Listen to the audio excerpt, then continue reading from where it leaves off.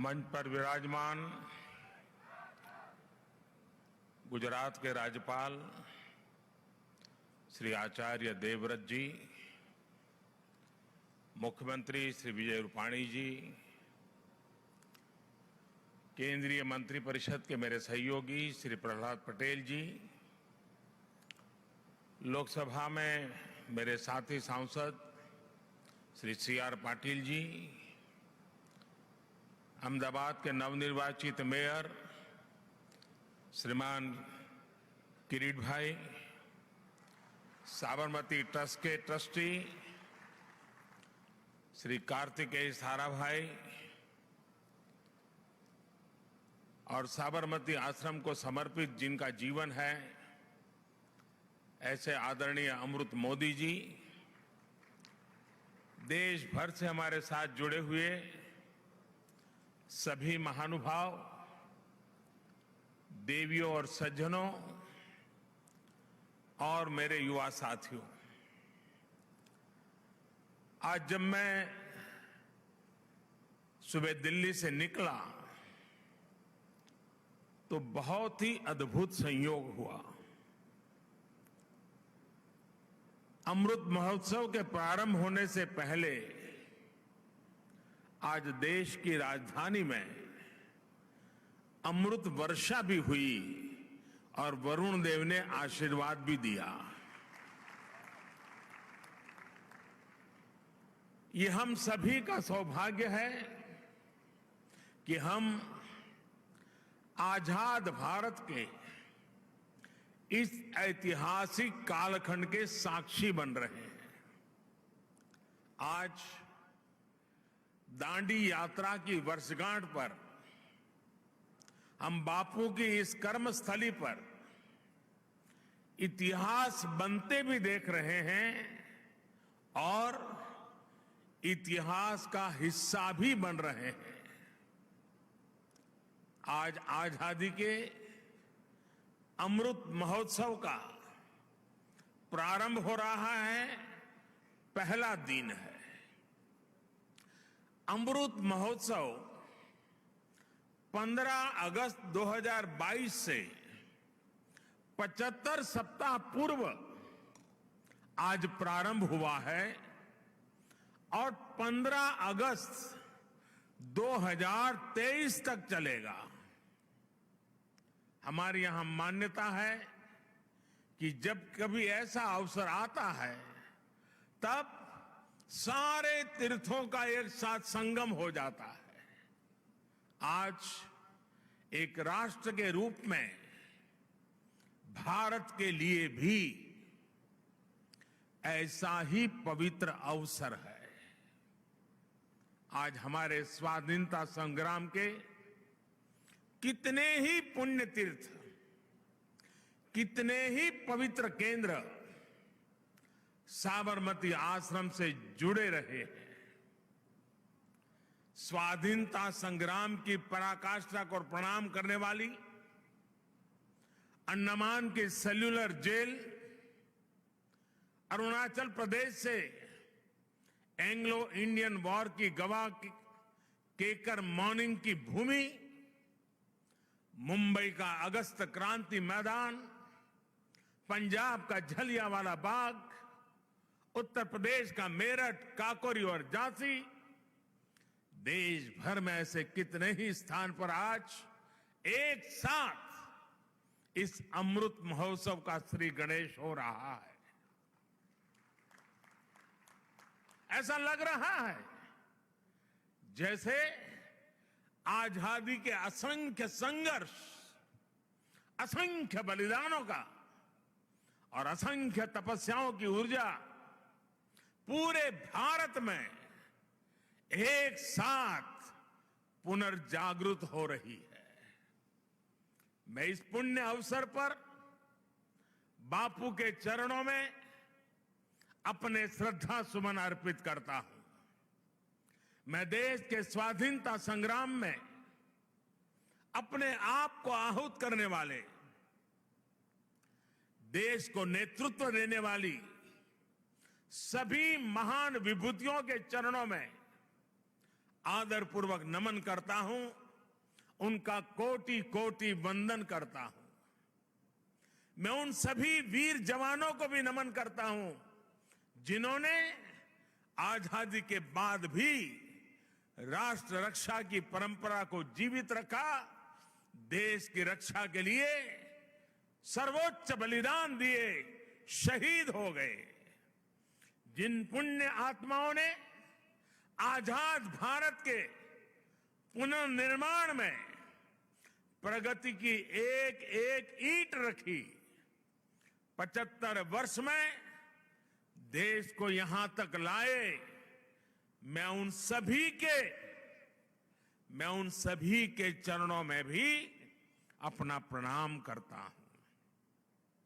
साथियों, जब हम गुलामी के उस दौर की कल्पना करते हैं जहां करोड़ों करोड़ लोगों ने सदियों तक आजादी की एक सुबह का इंतजार किया, तब ये एहसास और बढ़ता है कि आजादी के 75 साल का अवसर कितना ऐतिहासिक है, कितना गौरवशाली है।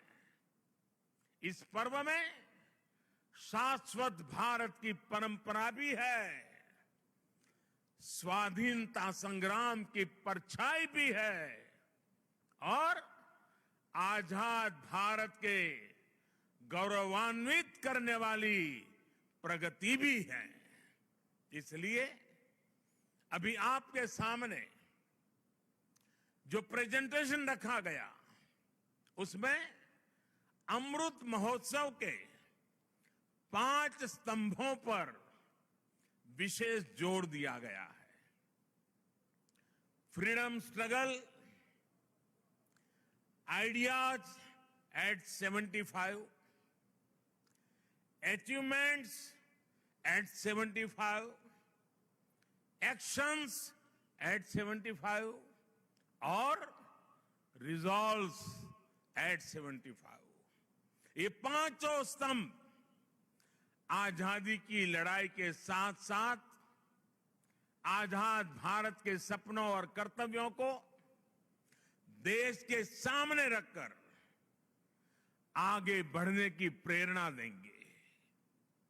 इन्हीं संदेशों के आधार पर आज अमृत महोत्सव की वेबसाइट के साथ चरखा अभियान और आत्मनिर्भर इंक्यूबेटर को भी लॉन्च किया गया है।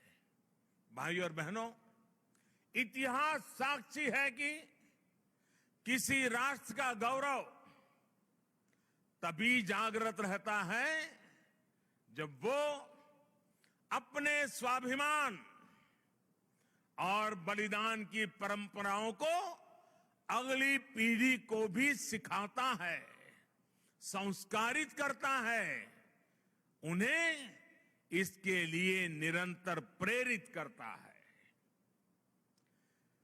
किसी राष्ट्र का भविष्य तभी उज्जवल होता है जब वो अपने अतीत के अनुभवों और विरासत के गर्व से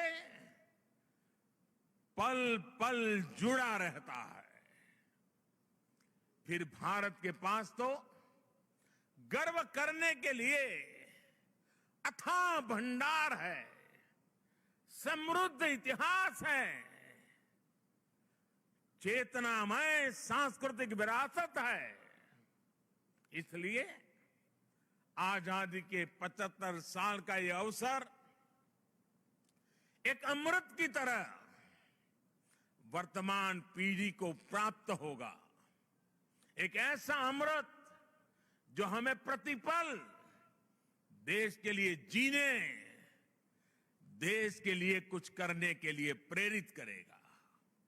साथियों, हमारे यहां वेदों में एक वाक्य है, मृत्यो मृक्षीय मामृताम, अर्थात हम दुख, कष्ट, क्लेश और विनाश से निकलकर अमृत की तरफ बढ़ें, अमरता की ओर बढ़ें। यही संकल्प आजादी के इस अमृत महोत्सव का भी है। आजादी का अमृत महोत्सव यानी आजादी की ऊर्जा का अमृत। आजादी का अमृत महोत्सव यानी स्वाधीनता सेनानियों से प्रेरणाओं का अमृत। आजादी का अमृत महोत्सव यानी नए विचारों का अमृत, नए संकल्पों का अमृत। आजादी का अमृत महोत्सव यानी आत्मनिर्भरता का अमृत। और इसलिए ये महोत्सव राष्ट्र के जागरण का महोत्सव है। ये महोत्सव सुराज्य के सपने को पूरा करने का महोत्सव है। ये महोत्सव वैश्विक शांति का, विकास का महोत्सव है। साथियों, अमृत महोत्सव का शुभारंभ दांडी यात्रा के दिन हो रहा है। उस ऐतिहासिक क्षण को पुनर्जीवित करने के लिए एक यात्रा भी अभी शुरू होने जा रही है। यह अद्भुत संयोग है कि दांडी यात्रा का प्रभाव और संदेश भी वैसा ही है जो आज देश अमृत महोत्सव के माध्यम से लेकर आगे बढ़ रहा है।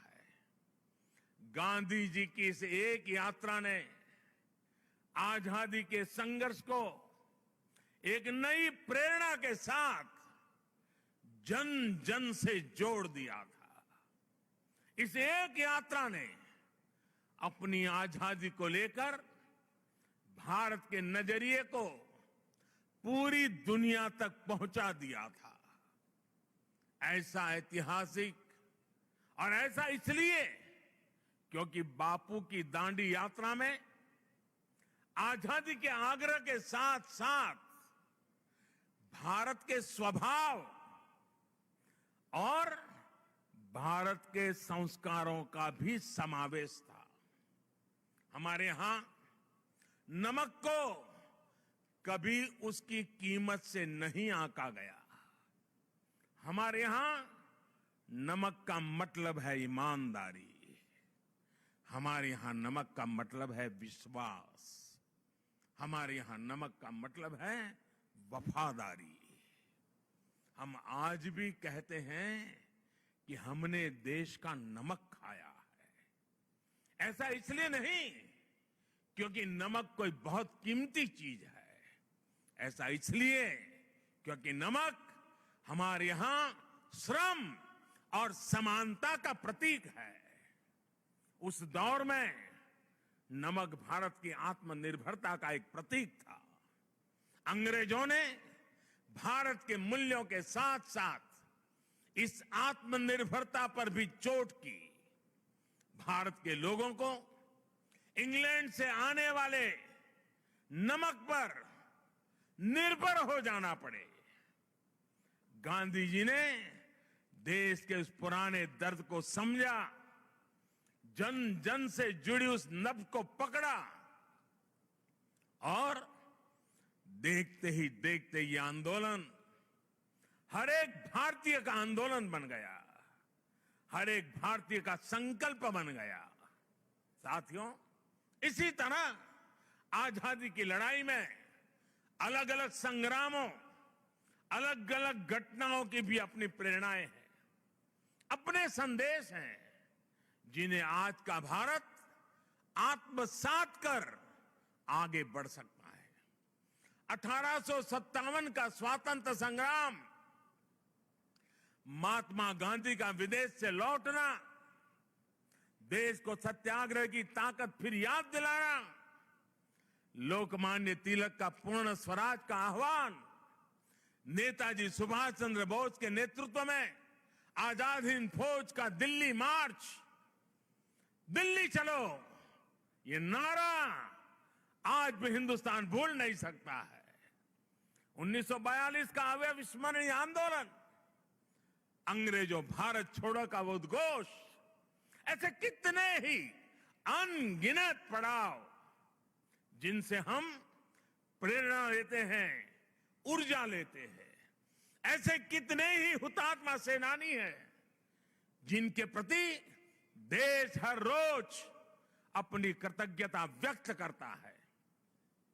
1857 की क्रांति के मंगल पांडे, तात्या टोपे जैसे वीर हों, अंग्रेजों की फौज के सामने निर्भीक गर्जना करने वाली रानी लक्ष्मीबाई हो, कित्तूर की रानी चेन्नम्मा हो, रानी गाइडिनल्यू हो, चंद्रशेखर आजाद, रामप्रसाद बिस्मिल, भगत सिंह, सुखदेव, राजगुरु, अत्फाउल्लाह खां, गुरुराम सिंह, टिटू जी, पोल रामास्वामी जैसे वीर हो, या फिर पंडित नेहरू, सरदार पटेल, बाबा साहब आंबेडकर, सुभाष चंद्र बोस, मौलाना आजाद, खान अब्दुल गफार खान, वीर सावरकर जैसे अनगिनत जननायक, ये सभी महान व्यक्तित्व आजादी के आंदोलन के पथदर्शक रहे हैं। आज इन्हीं के सपनों को भारत बनाने के लिए, उनके सपनों का भारत बनाने के लिए हम सामूहिक संकल्प ले रहे हैं, इनसे प्रेरणा ले रहे हैं। साथियों, हमारे स्वाधीनता संग्राम में ऐसे भी कितने आंदोलन हैं, कितने ही संघर्ष हैं जो देश के सामने उस रूप में नहीं आए जैसे आने चाहिए थे। ये एक एक संग्राम, संघर्ष अपने आप में भारत की असत्य के खिलाफ सत्य की सशक्त घोषणाएं हैं। एक एक संग्राम भारत के स्वाधीन स्वभाव के सबूत है। ये संग्राम इस बात का भी साक्षात प्रमाण है कि अन्याय, शोषण और हिंसा के खिलाफ भारत की जो चेतना राम के युग में थी, महाभारत के कुरुक्षेत्र में थी, हल्दी घाटी की रणभूमि में थी, शिवाजी के उद्घोष में थी, वही शाश्वत चेतना, वही अदम्य शौर्य भारत के हर क्षेत्र, हर वर्ग और हर समाज ने आजादी की लड़ाई में अपने भीतर प्रज्वलित करके रखा था। जननी जन्मभूमिश्च स्वर्गादपि करियसी, ये मंत्र आज भी हमें प्रेरणा देता है।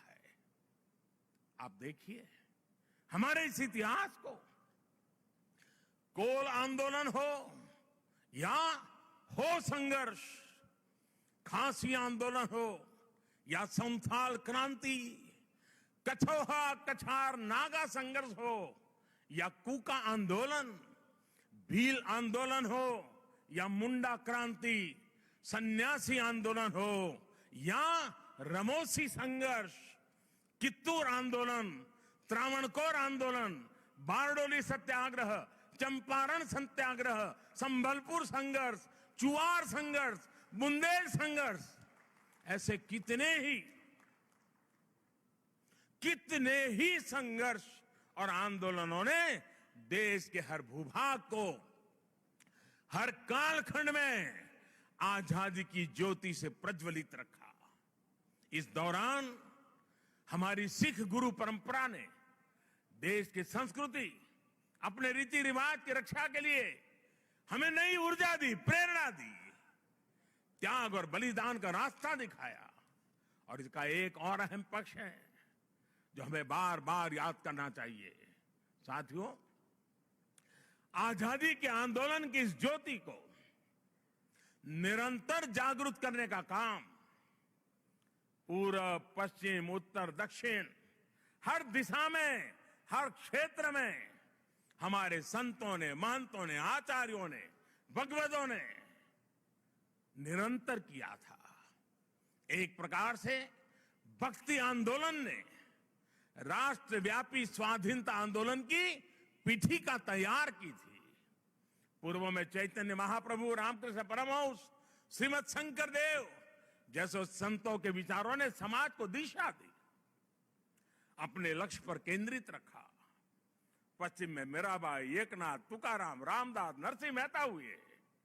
उत्तर में संत रामानंद, कबीरदास, गोस्वामी तुलसीदास, सूरदास, गुरु नानक देव, संत रैदास। दक्षिण में माधवाचार्य, निम्बाकारचार्य, वल्लभाचार्य, रामानुजाचार्य हुए। भक्ति काल के इसी खंड में मलिक मोहम्मद जायसी, रसखान, सूरदास, केशवदास, विद्यापति जैसे महानुभावों ने अपनी रचनाओं से समाज को अपनी कमियां सुधारने के लिए प्रेरित किया। ऐसे अनेकों व्यक्तित्वों के कारण यह आंदोलन क्षेत्र की सीमा से बाहर निकल करके पूरे भारत के जन जन को अपने आप में समेट लिया। आजादी के असंख्य आंदोलनों में ऐसे कितने ही सेनानी, संत आत्माएं, ऐसे अनेक वीर बलिदानी हैं जिनकी एक एक गाथा अपने आप में इतिहास का एक एक स्वर्णिम अध्याय है। हमें इन महानायकों, महानायिकाओं, उनका जीवन इतिहास भी देश के सामने पहुंचाना है। इन लोगों की जीवन गाथाएं, उनके जीवन का संघर्ष हमारे स्वतंत्रता आंदोलन के उतार चढ़ाव, कभी सफलता कभी असफलता, हमारी आज की पीढ़ी को जीवन का हर पाठ सिखाएगी। एकजुटता क्या होती है, लक्ष्य को पाने की जिद क्या होती है, जीवन का हर रंग वो और बेहतर तरीके से समझेंगे। भाई और बहनों, आपको याद होगा इसी भूमि के वीर सपूत श्यामजी कृष्ण वर्मा अंग्रेजों की धरती पर रहकर उनकी नाक के नीचे जीवन की आखिरी सांस तक आजादी के लिए संघर्ष करते रहे।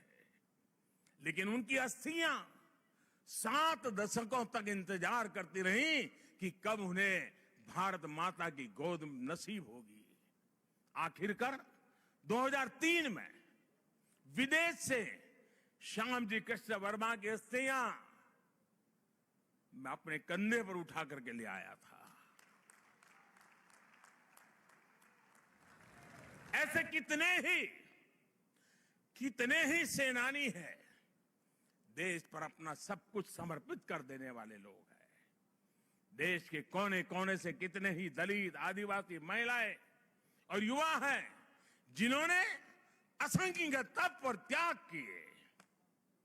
याद करिए तमिलनाडु के 32 वर्षीय नौजवान कोडिकात कुमरन, उनको याद कीजिए।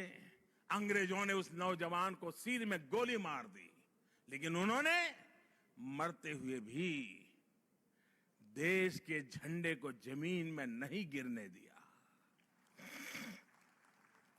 तमिलनाडु में उनके नाम से ही कोडिकात शब्द जुड़ गया, जिसका अर्थ है झंडे को बचाने वाला। तमिलनाडु की ही वेलु नाचियार वो पहली महारानी थी जिन्होंने अंग्रेजी हुकूमत के खिलाफ लड़ाई लड़ी थी। इसी तरह हमारे देश के आदिवासी समाज ने अपनी वीरता और पराक्रम से लगातार विदेशी हुकूमत को घुटनों पर लाने का काम किया। झारखंड में भगवान बिरसा मुंडा, उन्होंने अंग्रेजों को चुनौती दी थी। तो मुर्मू भाइयों ने संथाल आंदोलन का नेतृत्व किया था। ओडिशा के चक्रा बिसोई ने लड़ाई छेड़ी तो लक्ष्मण नायक ने गांधीवादी तरीकों से चेतना फैलाई। आंध्र प्रदेश में मन्यम विरुडी यानी जंगलों के हीरो अल्लूरी सीराराम राजू ने रंपा आंदोलन का बिगुल फूंका था। पासल था खुंगचेरा ने मिजोरम की पहाड़ियों में अंग्रेजों से लोहा लिया था। ऐसे ही गोमधर, कंवर, लसित बोरफुकन और सीरत सिंह जैसे असम और पूर्वोत्तर के अनेकों स्वाधीनता सेनानी थे जिन्होंने देश की आजादी में योगदान दिया है। यहां गुजरात में बड़ौदा के पास जामुगाड़ा जाने के रास्ते पर हमारे नायका कौम के आदिवासियों को बलिदान कैसे भूल सकते हैं। मानगढ़ में गोविंद गुरु के नेतृत्व में सैकड़ों आदिवासियों का नरसंहार हुआ। उन्होंने लड़ाई लड़ी। देश इनके बलिदान को हमेशा याद रखेगा। साथियों, मां भारती के ऐसे ही वीर सपूतों का इतिहास देश के कोने कोने में, गांव गांव में है। देश इतिहास के इस गौरव को सहेजने के लिए पिछले 6 सालों से सजग प्रयास कर रहा है। हर राज्य, हर क्षेत्र में इस दिशा में प्रयास किया जा रहा है। दांडी यात्रा से जुड़े स्थल का पुनरुद्धार देश ने 2 साल पहले ही पूरा किया था। मुझे खुद इस अवसर पर दांडी जाने का सौभाग्य मिला था। अंडमान में जहां नेताजी सुभाष बोस ने देश की पहली आजाद सरकार बनाकर तिरंगा फहराया था, देश ने उस विस्मृत इतिहास को भी भव्य आकार दिया है। अंडमान निकोबार के द्वीपों को स्वतंत्रता संग्राम के नामों पर रखा गया है। आजाद हिंद सरकार के 75 साल पूरे होने पर लाल किले पर भी आयोजन किया गया, तिरंगा फहराया गया और नेताजी सुभाष बाबू को श्रद्धांजलि दी गई। गुजरात में सरदार वल्लभ भाई पटेल की विश्व की सबसे ऊंची प्रतिमा उनके अमर गौरव को पूरी दुनिया तक पहुंचा रही है। जलियांवाला बाग में स्मारक हो या फिर पाइका आंदोलन की स्मृति में स्मारक, सभी पर काम हुआ। बाबा साहब आंबेडकर से जुड़े जो 7 दशकों से भूले बिसरे पड़े थे, उनका भी विकास देश ने पंचतीर्थ के रूप में किया है। इन सबके साथ ही देश ने आदिवासी स्वाधीनता सेनानियों के इतिहास को देश तक पहुंचाने के लिए, आने वाली पीढ़ियों के लिए पहुंचाने के लिए हमारे आदिवासियों के संघर्ष की कथाओं को जोड़ता हुआ देश में म्यूजियम बनाने का एक प्रयास शुरू किया है। साथियों, आजादी के आंदोलन के इतिहास की तरह ही आजादी के बाद के 75 वर्ष की यात्रा सामान्य भारतीयों के परिश्रम, इनोवेशन, उद्यमशीलता का प्रतिबिंब है। हम भारतीय चाहे देश में रहे हो या फिर विदेश में, हमने अपनी मेहनत से खुद को साबित किया। हमें गर्व है हमारे संविधान पर, हमें गर्व है हमारी लोकतांत्रिक परंपराओं पर। लोकतंत्र की जननी भारत आज भी लोकतंत्र को मजबूती देते हुए आगे बढ़ रहा है। ज्ञान विज्ञान से समृद्ध भारत आज मंगल से लेकर चंद्रमा तक अपनी छाप छोड़ रहा है। आज भारत की सेना का सामर्थ्य अपार है, तो आर्थिक रूप से भी हम तेजी से आगे बढ़ रहे हैं। आज भारत का स्टार्टअप इकोसिस्टम दुनिया में आकर्षण का केंद्र बना है, चर्चा का विषय है। आज दुनिया के हर मंच पर भारत की क्षमता और भारत की प्रतिभा की गुंज है। आज भारत अभाव के अंधकार से बाहर निकलकर 130 करोड़ से अधिक आकांक्षाओं की पूर्ति के लिए आगे बढ़ रहा है। साथियों, ये भी हम सभी का सौभाग्य है। आजाद भारत के 75 साल और नेताजी सुभाष चंद्र बोस की जन्म जयंती के 125 वर्ष हम साथ साथ मना रहे हैं। ये संगम सिर्फ तिथियों का ही नहीं, बल्कि अतीत और भविष्य के भारत के विजन का भी अद्भुत मेल है। नेताजी सुभाष चंद्र बोस ने कहा था कि भारत की आजादी की लड़ाई सिर्फ ब्रिटिश साम्राज्यवाद के विरुद्ध नहीं है, बल्कि वैश्विक साम्राज्यवाद के विरुद्ध है। नेताजी ने भारत की आजादी को पूरी मानवता के लिए जरूरी बताया था। समय के साथ नेताजी की ये बात सही सिद्ध हुई। भारत आजाद हुआ तो दुनिया में दूसरे देशों में भी स्वतंत्रता की आवाजें बुलंद हुई और बहुत ही कम समय में साम्राज्यवाद का दायरा सिमट गया। और साथियों, आज भी भारत की उपलब्धियां आज सिर्फ हमारी अपनी नहीं है, बल्कि ये पूरी दुनिया को रोशनी दिखाने वाली है, पूरी मानवता को उम्मीद जगाने वाली है। भारत की आत्मनिर्भरता से ओतप्रोत हमारी विकास यात्रा पूरी दुनिया की विकास यात्रा को गति देने वाली है। कोरोना काल में ये हमारे सामने प्रत्यक्ष सिद्ध भी हो रहा है। मानवता को महामारी के संकट से बाहर निकालने में, वैक्सीन निर्माण में भारत की आत्मनिर्भरता का आज पूरी दुनिया को लाभ मिल रहा है। आज भारत के पास वैक्सीन का सामर्थ्य है, तो वसुधैव कुटुंबकम के भाव से हम सबके दुख दूर करने में काम आ रहे हैं। हमने दुख किसी को नहीं दिया, लेकिन दूसरों का दुख कम करने में खुद को खपा रहे हैं। यही भारत का आदर्श है, यही भारत का शाश्वत दर्शन है, यही आत्मनिर्भर भारत का भी तत्व ज्ञान है। आज दुनिया के देश भारत का धन्यवाद कर रहे हैं, भारत में भरोसा कर रहे हैं। यही नए भारत के सूर्योदय की पहली छटा है, यही हमारे भव्य भविष्य की पहली आभा है। साथियों, गीता में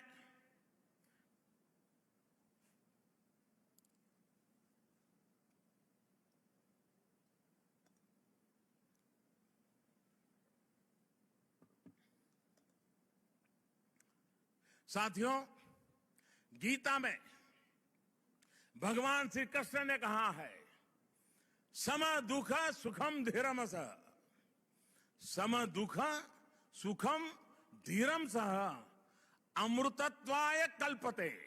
अर्थात जो सुख दुख आराम चुनौतियों के बीच भी धैर्य के साथ अटल अड़िग और सम रहता है, वही अमृत को प्राप्त करता है, अमरत्व को प्राप्त करता है।